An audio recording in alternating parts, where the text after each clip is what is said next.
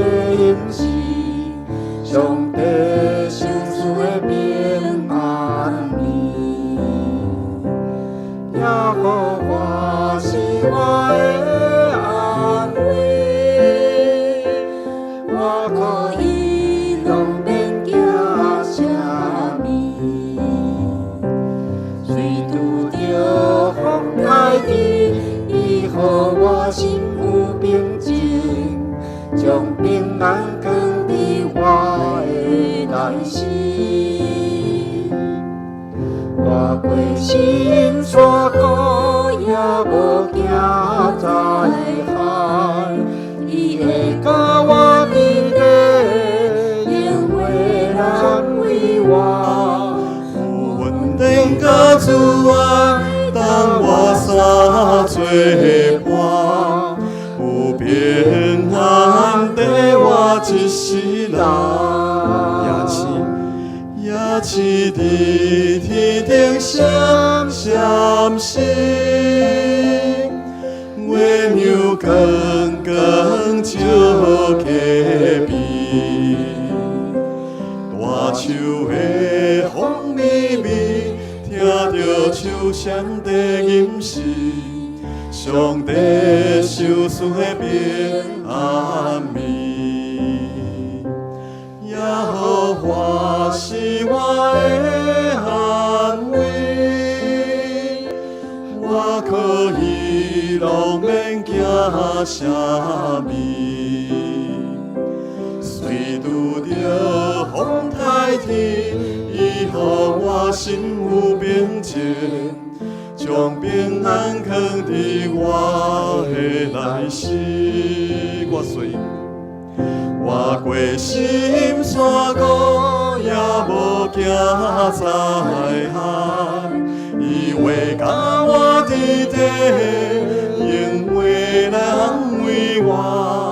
有稳定甲主爱，当我三做伴，有平安在我一世人。我过心山谷。我过心山谷也无惊灾害，伊会甲我伫底，永远来安慰我。有稳定甲主爱，当我三做伴，有平安在我一世人。有平安在我一世人。有平安在我一世人，搁一摆来宣告讲：有平安在我一世人，有平安在我一世人。主，阮感谢你，因为主你讲，你要赐予阮真正的平安。主，伫你的内面，阮拢无惊吓，因为主你要来帮助阮。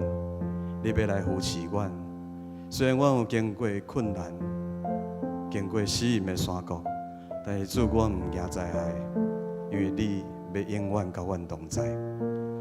所以阮感谢你，因为你用你的话语来安慰阮，用你的话语加在阮灵性的美娘，互我会当倚靠你头前所采的标来跑走。所以我们要亲像鹿翕无溪水一样，我们要伫今日暗，要来敲找主你，求主你用你的话语来管压阮，互我会当成做主你所欢喜的囝儿。我安尼感谢祈祷，拢是奉靠主耶稣基督的圣名，阿门。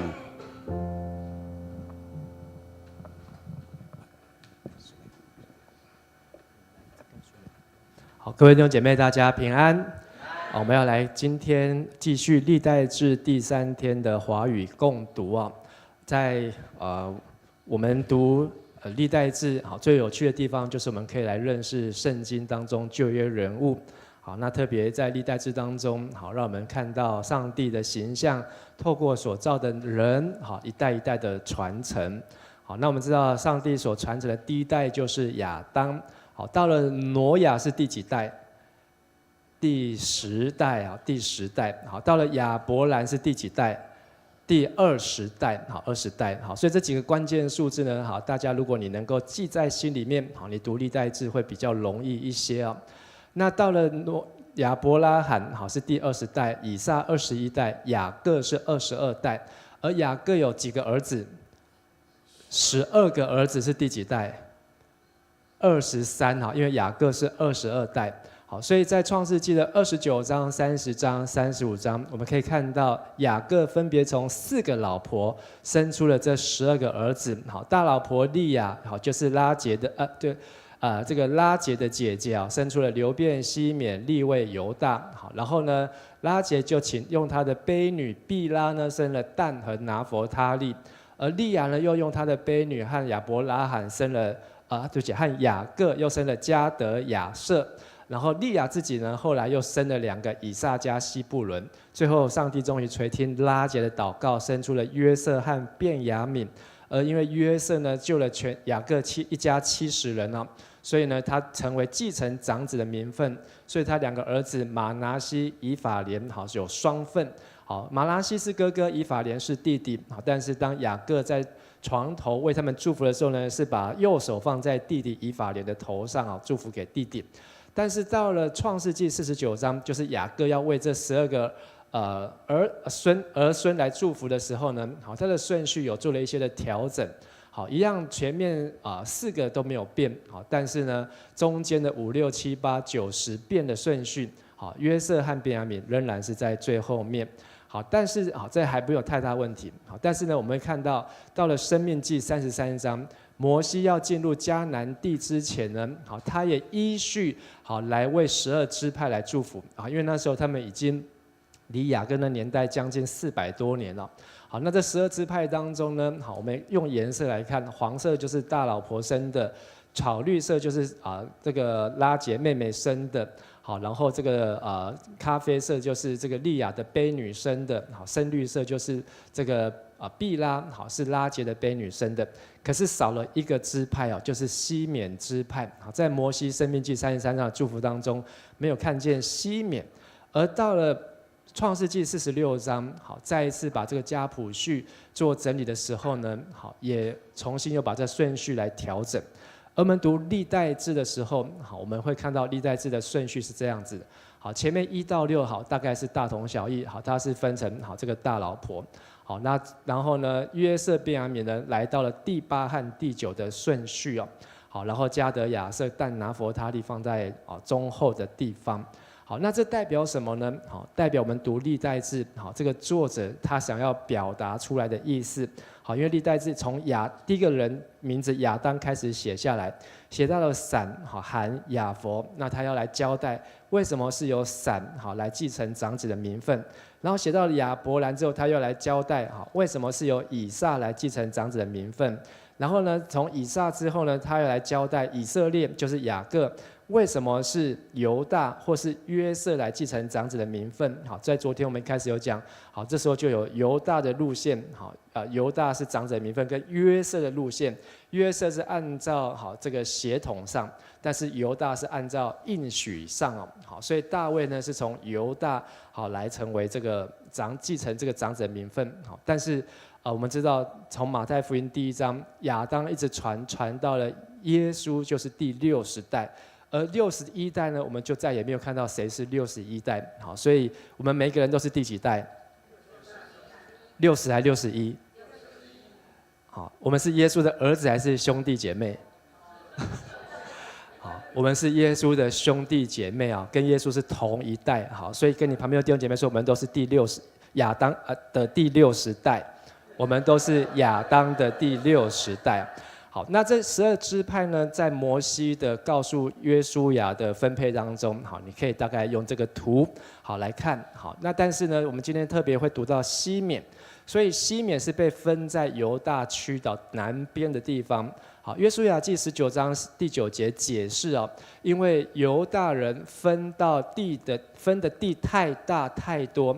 所以西缅人就在犹大地的当中得了地业，好，那他们甚至是在犹大就更南的地方。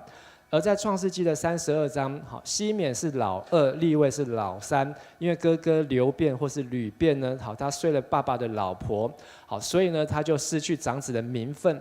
而老二、老三做了什么事情呢？好，就是为了他们的妹妹，他们去屠杀示剑城的人，好，假借割礼，然后趁着他们割礼还在痛的时候，就屠杀示剑城的人，为这个妹妹来报仇，以至于父亲为他们祝福的时候呢，好，也没有把这个长子的名分在他们身上，所以犹大是老四，好，顺理成章就继承了长子应当要继承的长子的名分啊。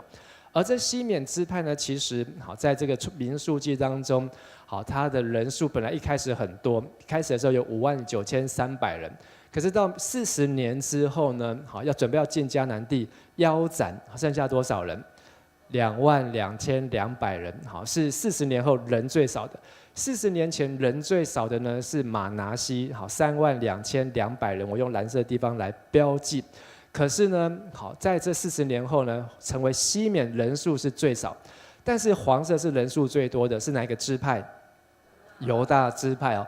不论是40年前或是40年后，好，都是人数最多的。所以人数最多、人数最少呢，好，就被都分派在犹大地哦。好，所以这也是我们今天在读到历代志第4章的时候，他要来介绍西缅的部分。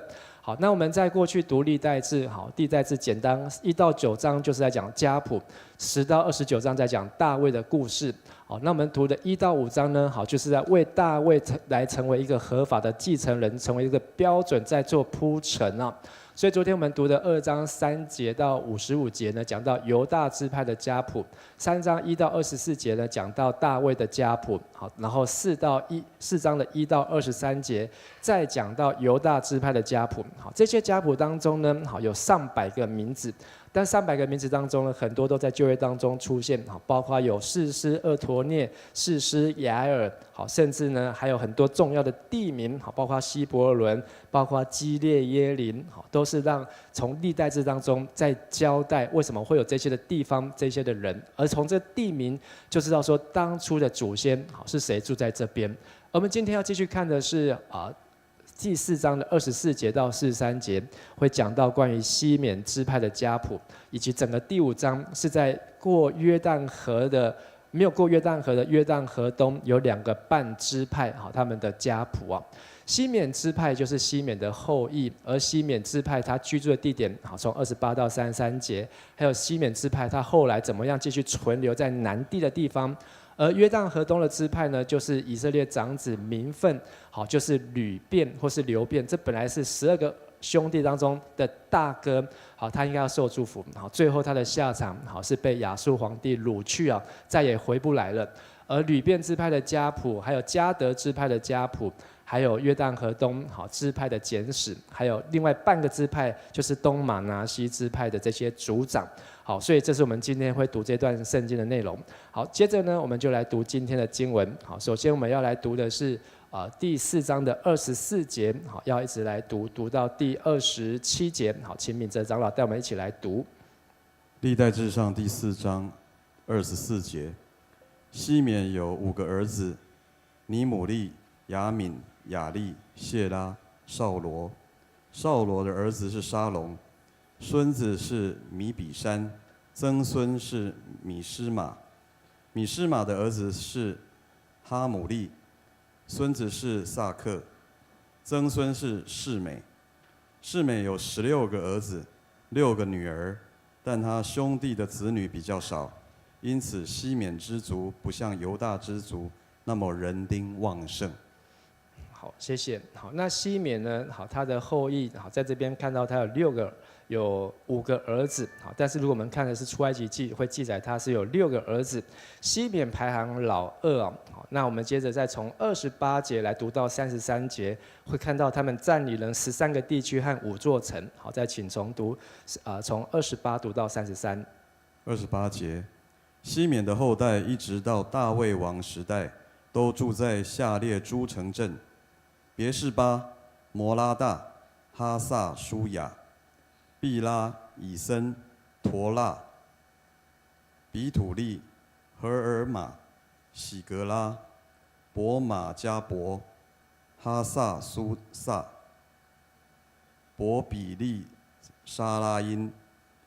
他们也住在以坦、雅因、临门、陀剑、雅山等5个城镇，以及附近的村庄，直到西南方的巴利城。以上是他们的家族和他们居住地方的记录。好，所以我们看到西缅支派在40年后人变少，好，但是呢，他们和犹大支派都是一起在南地的地方。好，刚才我们看的地图，而接下来要记载西缅很特别的，就是他们不管是北国被灭或是南国被灭的时候呢，西缅他们没有被抓去，为什么呢？好，我们来读34节到43节。34节，米索巴、亚米勒、亚玛谢的儿子约沙、约尔、约士比的儿子耶户、以利约乃、雅各巴、约朔海、亚帅雅、雅底叶、耶西灭、比拿雅、是非的儿子细撒、亚龙的儿子是耶大利、申利、是玛雅的后代。由于他们的家族不断增多，他们向西扩展，几乎到了基拉尔，在基拉尔山谷东边牧放羊群。他们在那里找到一大片肥沃的草原，那片宽广的草原非常幽静。从前有韩族人住在那里。在犹大王西西家时代，以上那些族长到基拉尔，摧毁了当地居民的帐篷和茅舍，把他们赶走，定居在那里，因为那里有草原可以牧放羊群。西缅之族另外有500人往东到了以东，他们的领袖是以士的4个儿子：比拉提、尼利亚、利法亚、约薛。他们杀了遗留在以东的亚玛利人，从此一直定居在那里。好，那这里就讲到为什么西缅他们可以继续住在南地，好，因为他们是比犹大又更南边，所以不论是在主前的722年北国被亚述人灭掉，或是主前的586年南国被巴比伦灭掉，西缅呢，因为他们比较远，好，所以他们还可以定居在那边哦。所以他的说好，他们一直住在那边，就是从被掳到归回的当中，西缅当中有少数的领袖，他们是一直都在那个地方逃过了好北国这个亚述的追杀，好，或是南国遭遇的巴比伦的追杀。好，那这是第4章的后段，好，讲到了西缅支派的家谱。所以我们已经看完了雅各12个儿子的当中，看完了犹大支派，也看了西缅支派。好，接下来我们要看第5章另外2个半支派，好，他们的人到底在哪边？好，我们接着来读第5章，从第1节来读到第2节。第5章第1节，以下是雅各长子吕便的后代。吕便跟父亲的妾有染，因此失去了长子的权利，这些权利归给了约瑟。犹大支族最强大，从他产生了一个领袖，统治所有支族。好，所以这里交代了长子是吕便，好，和本写成流便。好，但是呢，因为他没有尊重他父亲的所有的好，以至于呢得罪了父亲，得罪了上帝。所以吕便其实后代也有很多人。我们接着来看，好，他的后代有哪些呢？3节到10节。第3节，雅各的长子吕便有4个儿子。哈诺、法路、希斯伦、加米。以下是约尔按父系传下的后代：示玛雅、哥格、示美、米迦、利亚雅、巴利、贝拉。贝拉是吕便支族的首领，被亚述皇帝提格拉比列色俘虏过去。在吕便支族族谱上所记族长的名字如下：耶利、撒加利亚、比拉。比拉是亚萨的儿子，示玛的孙子，属于约尔那一宗族。这宗族的人住在亚罗尔，也有的住在亚罗尔北边到尼波和巴利缅之间。好，到第10节。他们在基列地有成群的牲畜。因此，他们占领了东边的旷野，一直伸展到幼发拉底河。在扫罗王时代，吕遍之族攻击夏甲人，杀了他们，占领他们在基列东边的整片土地。好，我们看一下第6节哦。好，所以这个老大吕遍呢，好，他因为住在约旦河东边，好，但是上帝没有与他同在，所以以至于呢，当亚述皇帝第一次来掳掠北国的时候，好，是在主前的732年。记载在列王记下的第15章。好，那吕遍的当中有一些领袖就被带去，就被掳去了。好，所以他的这些的儿子们呢，或是后代呢，好，是一直在约旦河的东岸来定居。我们再来看另外一个支族是迦得支族啊。好，迦得呢，它是排行第7。好，我们来从第11节读到17节啊。12个兄弟当中的第7，11到17节。第11节。迦得支族住在吕遍支族北边的巴山地区，向东伸展到撒迦。那宗族最主要的开创人是约珥，第2重要的开创人是沙番。巴山地区其他宗族的开创人是亚乃和沙法。迦得支族其余的人属于以下7个宗族：米迦勒、米舒兰、示巴、约赖、雅干、细雅、希伯。他们都是户利的儿子亚比孩的后代，他们的祖先往上推是亚比孩、户利、耶罗亚、基列、米迦勒、耶士塞、耶哈多布斯。亚比迭的儿子古尼的孙子亚西是这些宗族的族长，他们住在巴山和基列地区以及沙伦各处的草原。这些记录是在犹大王约坦和以色列王耶罗波安2世在位时期编写的。那迦得在约旦河的东岸呢，住的比大哥的吕遍更久。好，吕遍住到扫罗王当王的时候，而迦得呢，在最后一节17节有提到是住到犹大王约坦和以色列王耶罗波安的时候啊。好，所以他已经是在大卫之后的第8代哦。好，扫罗是在大卫之前。所以在迦得呢，老妻迦得，好，在约旦河东岸呢，住的比流便、吕遍这个支族住的更久。而从18节到18节到26节啊，我们先从18节读到22节，好，来看这2个半支派，好，18到22。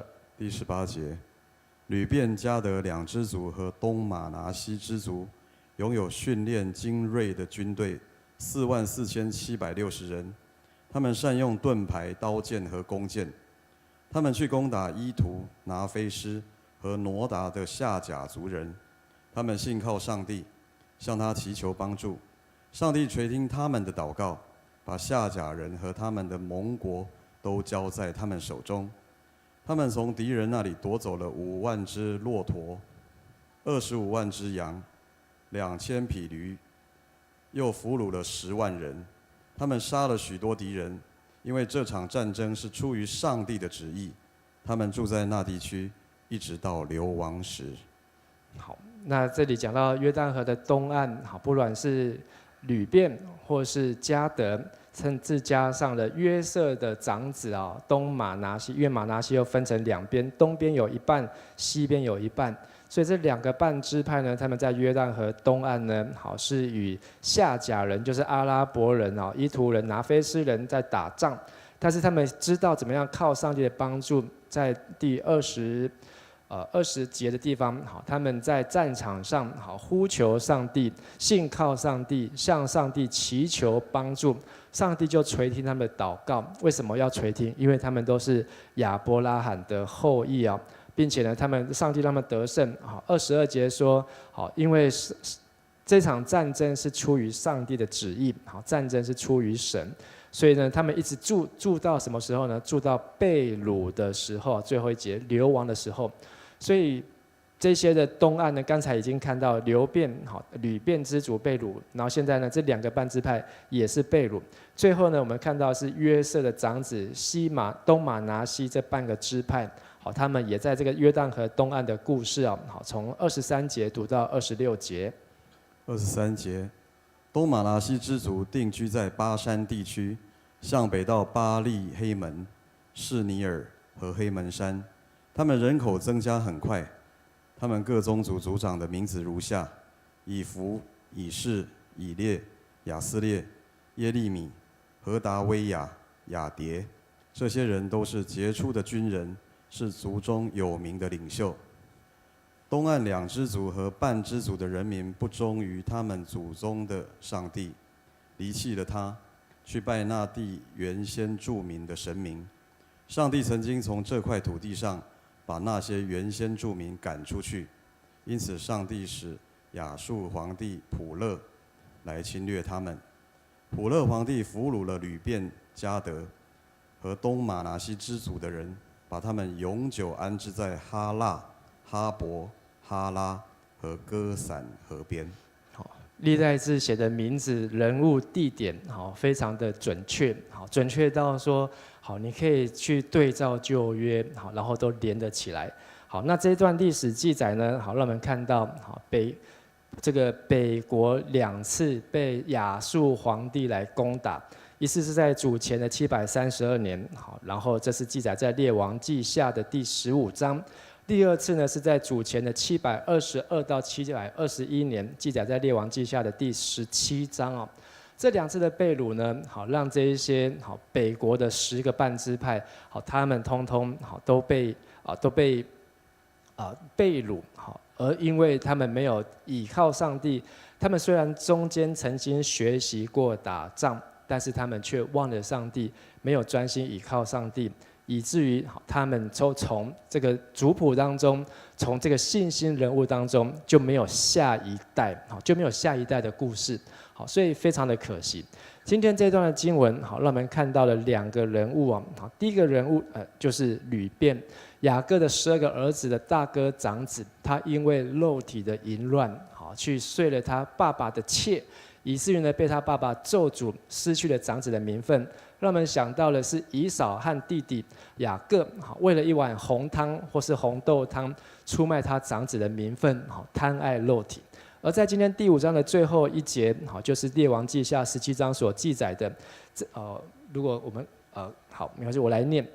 这一些人呢，他们曾经因为他们东岸2支族和半支族的人不忠于他们的祖宗上帝，25节离弃了上帝，去拜那地原先著名的神明就是这个约旦河东岸的这些神明。上帝曾经把这一块土地上那些原先住民赶出去，但是呢，他们却没有把上帝欢迎来到这个地方居住，还在继续的供奉服侍他们。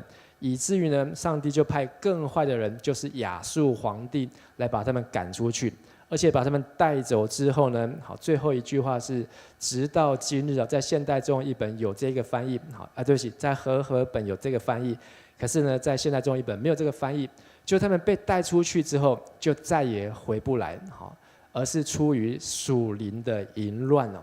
所以今天这段经文让我们看到，当我们基督徒要避免的是肉体的淫乱，还有属灵的淫乱。肉体的淫乱就是贪爱肉体，属灵的淫乱就是我们没有认识上帝，敬畏耶和华，以至于得罪神。而这些都会夺走上帝要给我们的产业，给我们的祝福。盼望透过今天我们所读的这一段的经文，能够从我们的帮助提醒。也让我们能够更知道，每一个原来可以继承上帝的儿女，所以原来都可以领受上帝的祝福。即便在征战当中，和阿拉伯人在打战当中，但是都可以依靠上帝来得胜。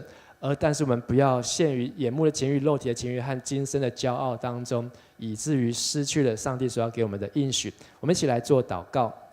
亲爱的阿爸父神，我们向你献上感谢，在今天历代志的经文当中，让我们看见西缅支派和犹大支派虽然是不同的母亲所生的，但是他们却能够彼此相爱，能够彼此和睦。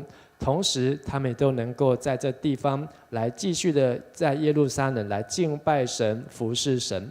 而今天我们也看到，在约旦河东岸的长子吕便支派，还有老妻迦得，还有看到这个东马拿西，他们曾经依靠神而征战得胜，但最终却没有把信仰传承，拜了金牛，陷入了耶罗波安的网罗当中，以至于他们不仅失去了产业、失去了土地、失去了生命，更失去了属灵的传承和祝福。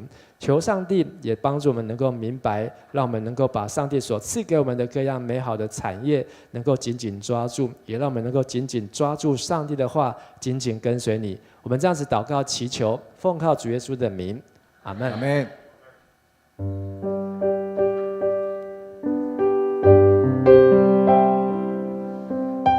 感谢主，愿主已经垂听我们的祷告。危难临到，我心靠你，深知你必领我度过，你心是为我坚持到最后。我们要将我们摆在神的面前，求神来掌管我们的生命。当暴风雨向我靠近，有你同在，我不知畏惧。你是我的牧者，我所依靠。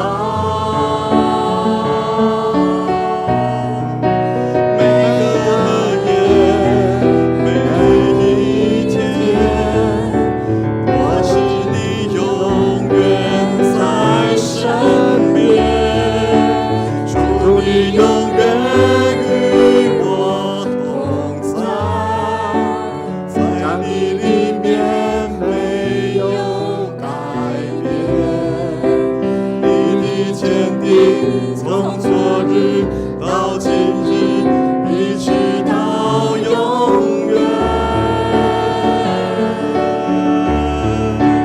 靠你丰盛应许站立，我的未来在你手中，艰苦磐石，全能战胜，我敬拜。唱一次的时候，我要在主的面前来祷告。危难临到，我心靠你，深知你必领我度过，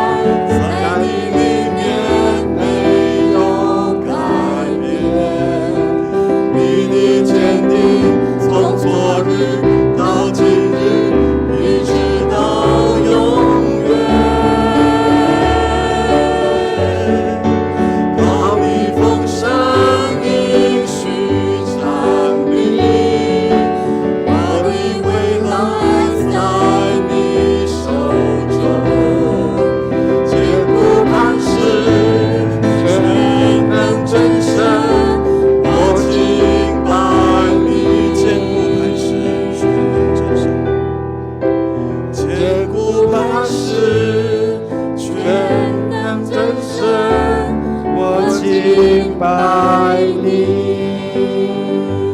有一句话说：“上帝有囝无孙哦。”我们都是上帝的儿女，而不是靠我们的父亲，不是靠我们的阿公，不是靠我们的阿祖，我们才能够做上帝的儿女，而是我们是借着耶稣做上帝的儿女。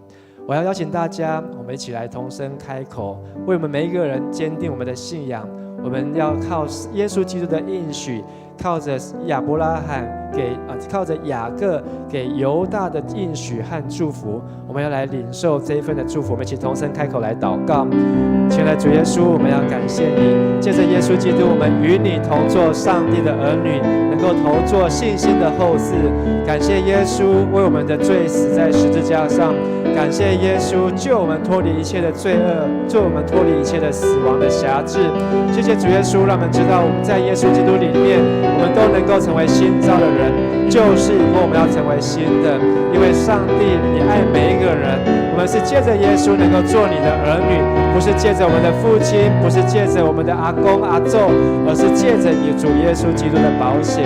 主啊，我们再次坚定信靠你的应许，紧紧抓住你给雅各的应许，你给亚伯拉罕的应许，你给犹大后裔的应许，你给大卫的应许。在今天的上帝的话语当中，让我们再次被提醒，也让我们再次纪念主耶稣为我们所做的一切，让我们紧紧的来跟随，奉主耶稣的名祷告，阿们。第二件我们要祷告的事情，我们看见流便，就是吕便这位大哥属灵的长子，血统上的长子，他因为贪爱肉体的情欲，满足自己一时的情欲，而永远失去祝福。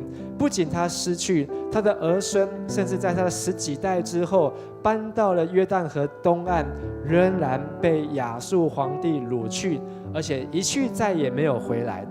亲爱的弟兄姐妹，你的儿子、你的儿女、儿孙，他们有没有抓住上帝的应许？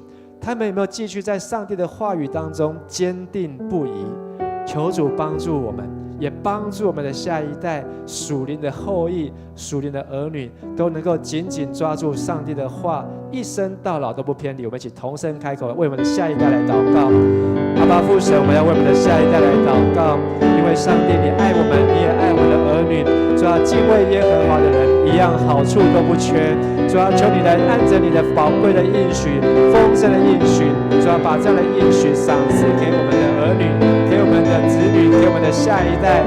不论是我们所传福音的，不论是我们的小组员，不论是我们的弟兄和姐妹，主啊，让他们知道我们在主里面，主啊，你都要永远与我们同在，因为上帝的话语、你的应许永不改变，帮助我们能够胜过肉体的情欲、眼目的情欲，胜过今生的骄傲，让我们一生永不离开你。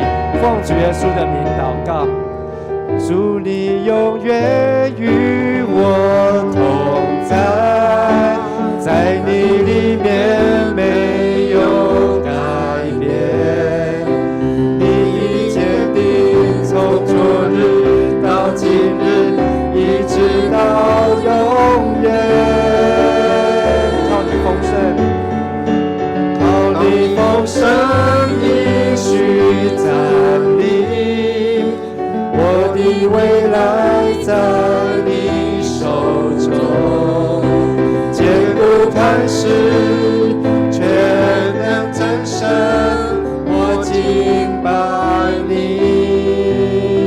坚固磐石，坚固磐石，全能真神，我敬拜你。今天早上我们有一区在小组员的家中举行了圣别礼拜，就是所谓以前的除偶像。这位小组员，这位姐妹，12年前就在迦南教会受洗，成为基督徒。可是这12年来，她家中的神明桌、土地公、观世音的这些像，一直都在她家的客厅当中，成为她一个很大的征战。但是借着祷告，借着信心，这位小组员，这位姐妹，她的信心并没有一天一天的减少，反而一天一天的坚定。终于在她受洗的12年后，在她的先生，还有在她的家人，在她的婆婆同意之下，今天有30几位的弟兄姐妹一起在那边来见证上帝的丰盛的应许。今天的经文提醒我们要避免属灵的淫乱。吕便长子在约旦河东拜偶像，老妻迦得在约旦河东跟以东人、跟以扫的后代一样拜偶像，甚至连约瑟的后代东马拿西也在约旦河的东边，没有来敬拜上帝，拜偶像，以至于上帝让亚述皇帝2次去到那个地方，把那边的所有的以色列的后裔全部抓走，一个都不留，一个都不剩。到耶稣的时代，剩下一些撒玛利亚人。这些撒玛利亚人，他们的祖先是谁？他们都已经忘了，都已经找不到了。但是上帝还是给撒玛利亚人听见一件福音，就是我就是生命的水，凡喝我的人必定永远不渴。当我们能够抓住主耶稣，当我们能够来领受上帝，让耶稣基督成为我们一家之主，相信我们必定永远不渴。我们再次来祷告，最后也为我和我家来祷告，让我们的家中成为一个高举十字架的家，让我们的家中是一个高举基督的家，让我们家是一个我和我家都要必定侍奉耶和华的家。我们一起同声开口来祷告。谢谢主耶稣，主啊，你爱我们，拣选我们，使用我们，你也提醒我们要避免属灵的淫乱。人若贪爱世界，爱父的心就不在他的里面。主啊，求你帮助我们远离世界的诱惑，让我们能够遵行你的话语，谨守你的教诲、你的律例、典章和诫命，让我们一生到老都不偏移。让我和我家都要侍奉耶和华，让我的儿女都能够敬畏耶和华。主啊，让我和我的家人、让我的先生、妻子、配偶、父母亲，主啊，都要来侍奉主。主啊，求你按照你丰盛的应许，再次把这样的祝福恩典放在我们众弟兄姐妹的家庭当中，也让我们能够经历上帝的话语是永不改变。谢谢天父垂听我们祷告，我们这样祷告祈求，奉靠主耶稣基督的圣名，阿们。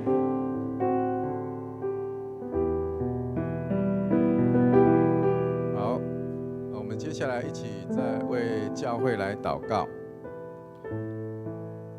第一件，为教会顶楼及外观修缮防水的工程来祷告，也帮助教会的弟兄姐妹更合一，更加彼此相爱，借此能够高举十架，见证基督。第二，为着暑期的各项跟进的活动来祷告，藉由一次的聚会，能够延伸关怀和福音，达到家庭和家人的心中。第三，持续为教会的共读来代祷，在每天的共读当中，弟兄姐妹能够有同感一灵，一同见证基督耶稣的救恩。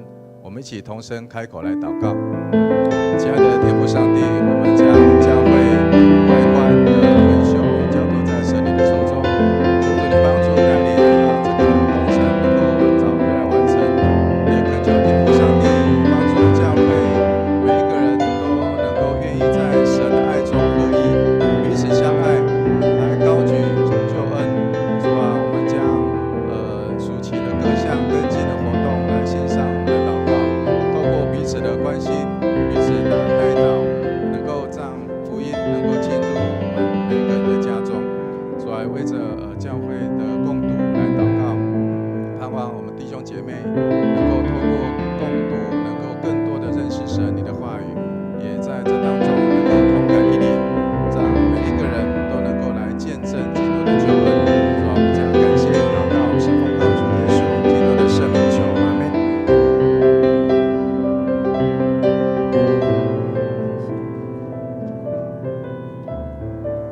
亲爱的天父，我们感谢你，我们要为我们的教会顶楼外观修缮及防水的工程、建筑施工所需用的，都求主你依照主你的旨意来顺利完工。愿你的荣耀能够兴起你的教会，并且带领更多的人进入到你的教会，高举基督十字架，荣耀归上帝。也在这个社区当中能够有主你美好的见证，也透过暑期的活动，能种下一颗属灵的种子，在参与活动的每一个人在未来都能够发芽，能进一步的关怀及倾听他们的感受，也让我们的教会，让他们感觉都是有温度的，让他们相信神就是爱，是又真又活的神，以基督的心为心，用爱来撒下福音的种子，与神同行，与神同工，撒下福音的网，往水深之处都可以得人如得鱼，也愿神能够在他所定的季节，都能够让我们欢呼收割更多的儿女，也让弟兄姐妹都能够透过圣经共读，让我们每一个人都能够更明白圣经的真理，让你的话语能够苏醒我们的心，也让属天的智慧在我们的心中。圣经所说的昼夜思想你的律法，这人变为有福。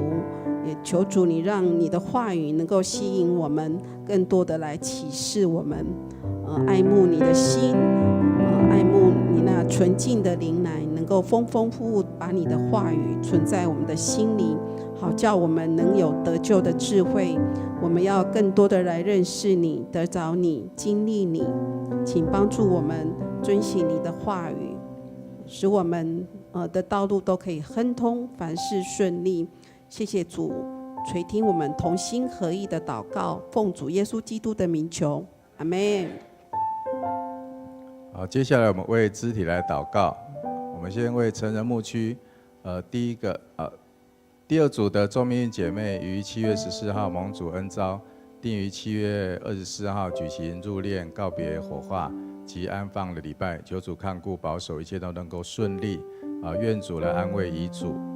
然后第二组的陈毛成儿姐妹，毛成宝儿姐妹的大儿子毛光耀弟兄因为脑溢血住院，然后现在已经转到普通病房，那求主继续看顾，早日康复。再来为第8组的翁吕红昭姐妹已经转到普通病房，仍然有肺积水、心律不整的状况，求主保守看顾，能够早日恢复出院。再来为第14小组简成满姐妹右肩膀有筋破孔，7月20号要做核磁共振，让她心里有平安。我们为这几件事来祷告。亲爱的天父上帝，我们将我们的姐妹交托仰望在神你的手中，恳求天父上帝来照顾帮助，让这些有病痛的都能够得到主你的医治，也看顾保守，让我们每一个人在彼此带祷过程当中，我们能够建立彼此更美好的关系，也恳求天父上帝来医治，来带领保守，让这些有病痛得到医治。特别求主你安慰的灵与接近长老同在，安慰他失去小孩子的心，也盼望透过神你的恩典、神你的救恩，以永生的盼望在他们心中，让他们心中有平安。求主你保守，求主你看。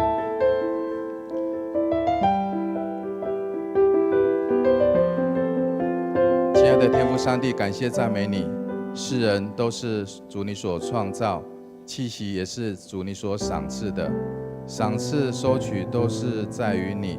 虽然我们仍然不舍明运姐的离去，但是我们仍然坚信所盼望的必定实现。求主亲自来安慰接近长老全家的心，知道明运姐现在在耶稣的怀抱里，那里比这里更好，也因此心里就得到安慰。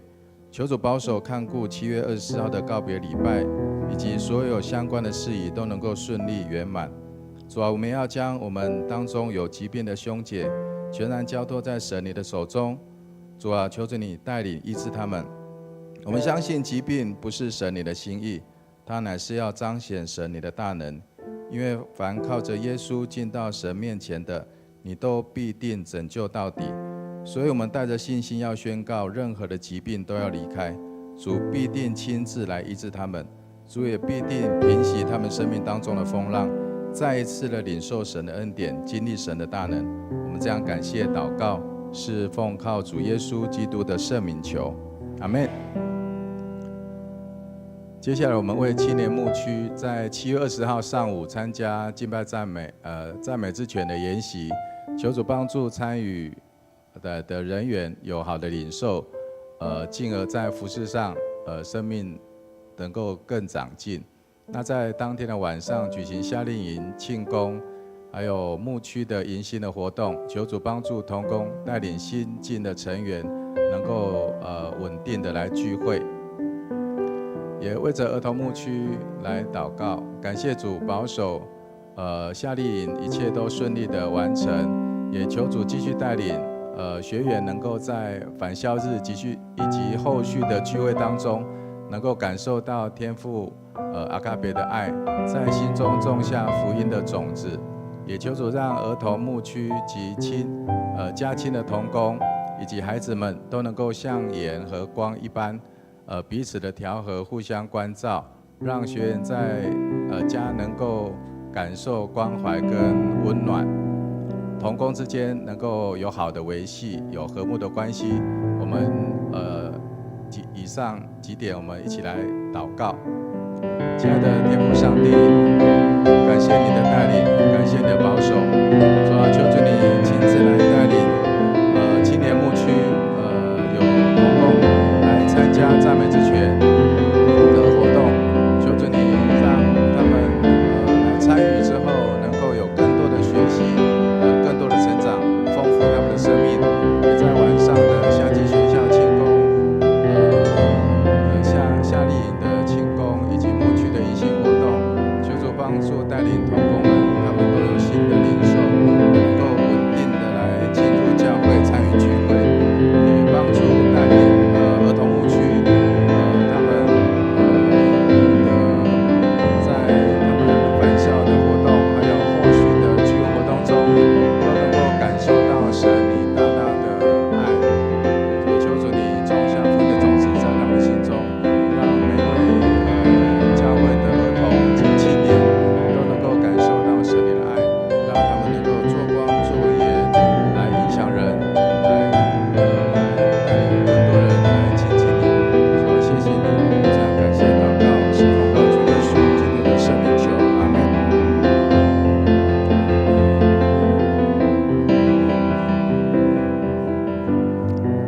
亲爱的天父上帝，我们将7月20号上午我们要参加赞美之泉的研习的同工交在你的手中，求主你帮助参与这些研习的同工有好的学习、好的领受，持续带着愿意服侍的心，以谦卑受教的心来接受装备，在服侍上能够更有能力，透过服侍丰盛丰富他们的生命。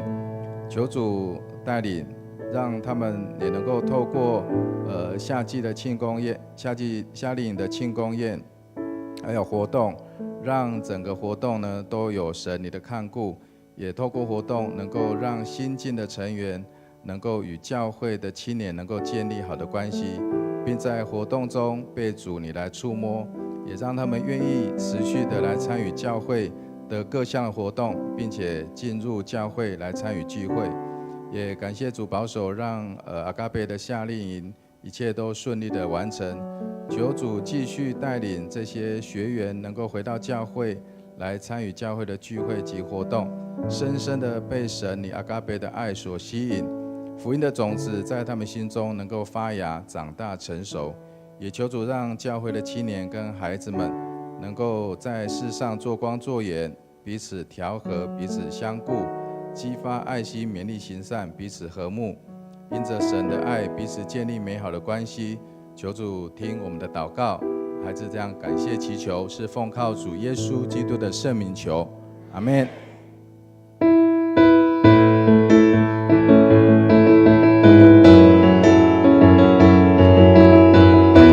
耶稣对我们说，我们在这世上会有苦难，但是我们不用惊慌，也不用害怕，因为主已经胜过这世界，阿们吗？我们要一起用这一首诗歌来宣告主耶稣，靠着主耶稣，我们要胜过这世界。请所有的弟兄姐妹起立，我们一起来唱这首诗歌。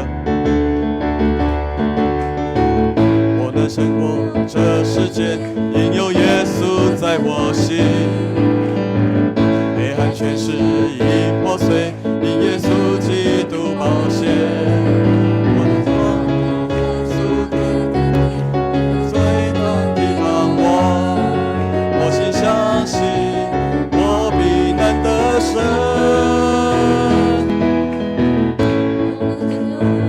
世界有耶稣在我心，黑暗权势已破碎，因耶稣基督宝血。若有我主耶稣来帮助，还有谁能抵挡我？我心相信，我必能得胜。举起我们的双手，哈利路亚！高举主的圣经旗，耶稣基督是万王之王。哈利路亚！兴起主大能教会，为主发光，照亮黑暗的世界。我能胜过这世界，因有耶稣在我心。黑暗权势已破碎，因耶稣基督宝血。若有我主耶稣来帮助，还有谁能抵挡我？我心相信，我必能得胜。我能胜过这世界，我能胜过这世界，因有耶稣在我心。黑暗权势已破碎，因耶稣基督宝血。若有我主耶稣来帮助，还有谁能抵挡我？我心相信，我心相信，我必能得胜。哈利路亚，哈利路亚！高举主的圣经旗，耶稣基督是万王之王。一起来宣告说：哈利路亚！兴起主大能教会，为主发光，照亮黑暗的世界。哈利路亚，哈利路亚！高举主的圣经旗，耶稣基督是万王之王。哈利路亚！兴起主大能教会，为主发光，照亮黑暗的世界。哈利路亚！我们要将一切荣耀都归给我们神，为主发光，照亮黑暗的世界，是我们每一位弟兄姐妹的责任。我们要为主来做光做盐。哈利路亚！高举主得胜的旌旗，我们要为主兴起主大能的教会。阿们吗？我们一起来赞美高兴，来荣耀我们的神。我们将一切的荣耀都归给我们的神。我们再一次拍手鼓掌，赞美我们的神。哈利路亚！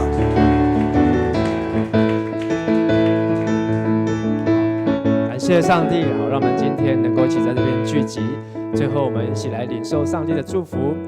亲爱的阿爸父神，我们感谢你，让我们透过今晚的共读，还有今天的祷告会，让我们一起来关心教会，关心肢体，也来关心上帝的家。主啊，你为我们预备的是自己的家，我们要管理好自己的家。你也为我们预备江南教会是上帝的家，我们也要来管理上帝的家。你跟我们每一个人预备一个在天上永恒的家。我们看见明韵姐，她已经要来去到上帝的家中，天上永恒的家。